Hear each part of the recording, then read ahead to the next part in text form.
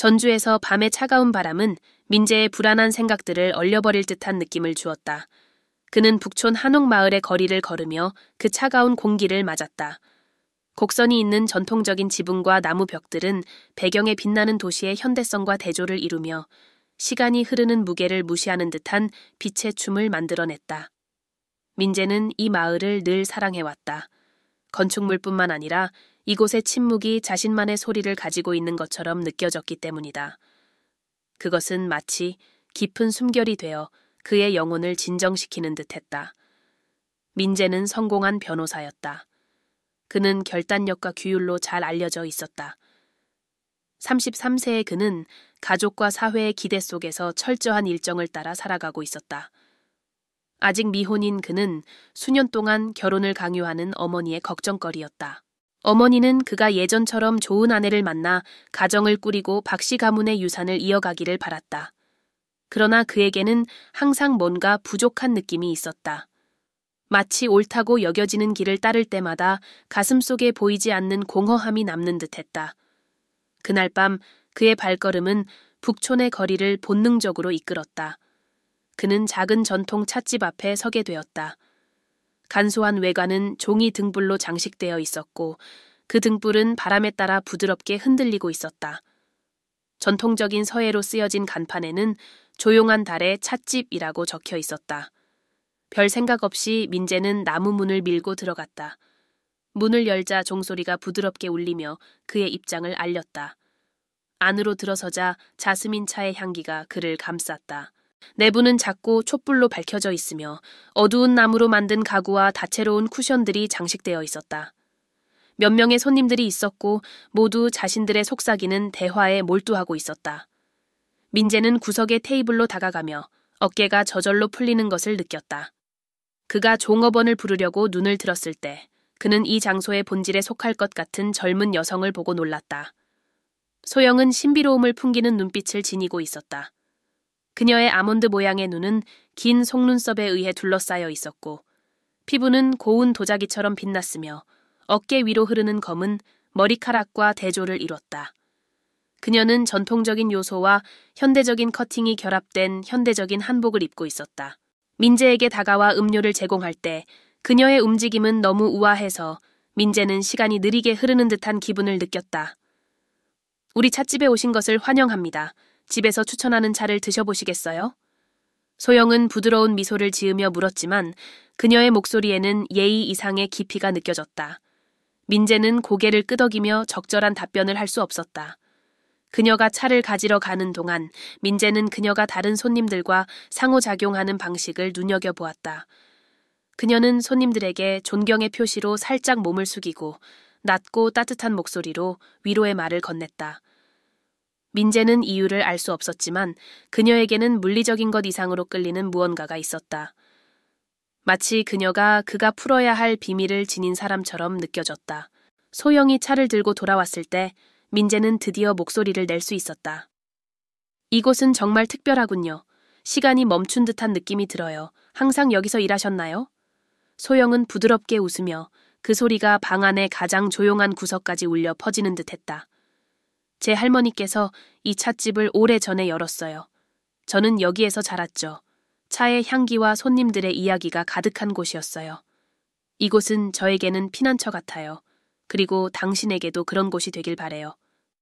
그들이 대화를 나누는 동안 민재는 소영이 자연에서 영감을 받아 종이와 먹으로 풍경을 그리는 예술가라는 것을 알게 되었다. 그녀는 어린 시절을 경주 산악 지역에서 보냈다고 했다. 그곳에서 불교 사찰들이 하늘을 향해 손을 뻗은 듯한 느낌을 받았다며 이야기를 나누었다. 민재는 자신이 가족의 압박과 경력에 헌신하며 느꼈던 공허함을 드러내었다. 그는 그토록 드물게 나누었던 부분들을 소영과 나누게 되었다.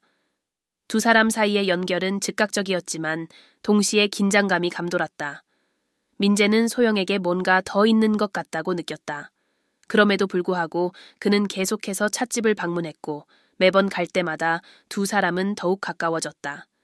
그들의 만남은 그가 일상의 단조로움 속에서 기다리는 순간이 되었다. 어느 날 밤 찻집이 문을 닫고 둘이 함께 거리를 걷고 있을 때 소영은 민재를 마을의 골목에 숨겨진 작은 공원으로 데려갔다.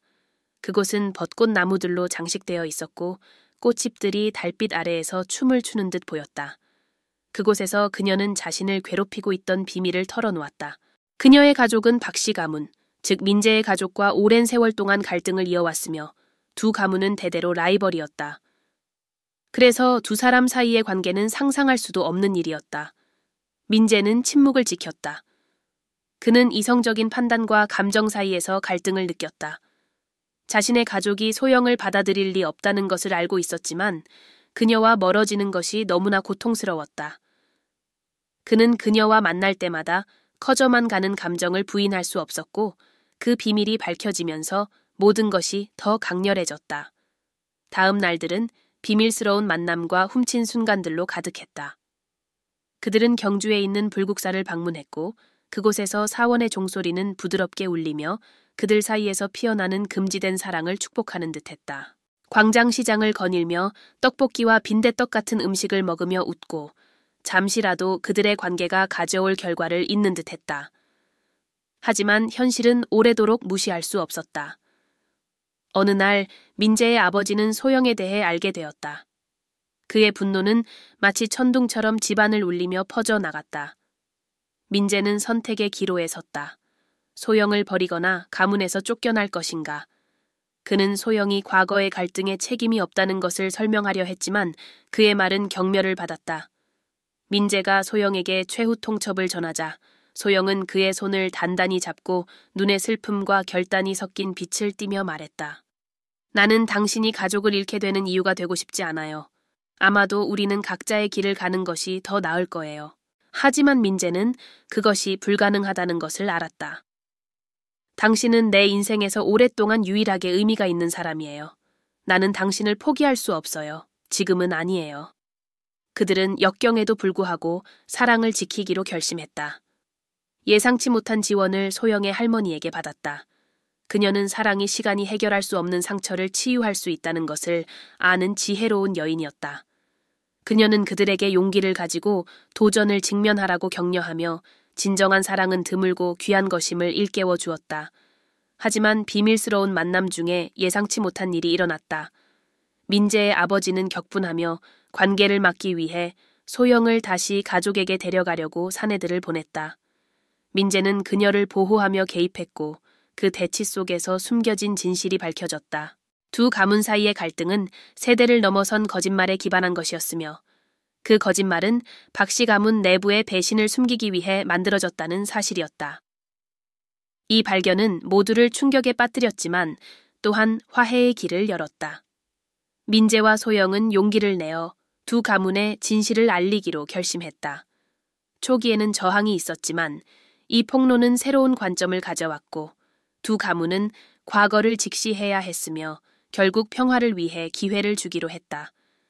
그들의 사랑은 연합의 상징이 되었고 모든 예상과는 달리 민재와 소영은 함께 남게 되었을 뿐만 아니라 두 가문의 새로운 미래를 세우는 데에도 도움을 주었다.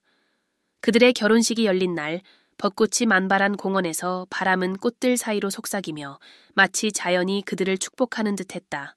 그들이 서로의 눈을 바라보았을 때 그들은 이미 승리했음을 알았다. 결국 사랑은 어떤 금지보다 강했기 때문이다.